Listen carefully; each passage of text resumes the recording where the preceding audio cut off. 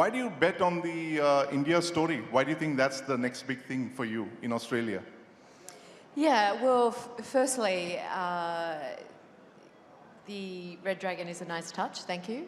And as soon as I opened it, I knew you wanted to talk to me about China. I appreciate that. But here I'm talking about India. And I always get asked about the India versus China. And for me, you can't choose India just because China isn't working. You actually have to choose India because India is the best place for your business. Australia let's hear that. India is the best place. Australia has traditionally had a relationship, obviously, with China. You mentioned the figures. Our two-way trade with China is about 250 billion, and with India, it's 26 billion. But as you said, the friendship between India and Australia is flourishing. And we've seen a huge effort by both governments to put the architecture in place to make sure we have those economic effects that will actually take this relationship further.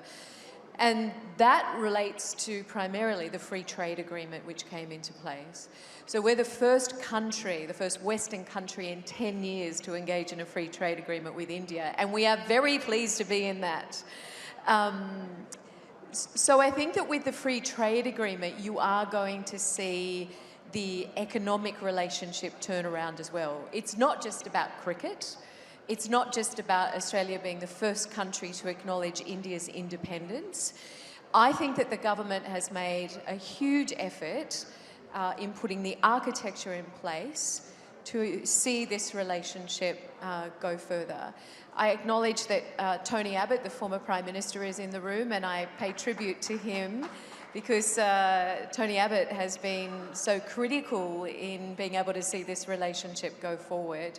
But apart from the World Cup, is it too early to mention the World Cup?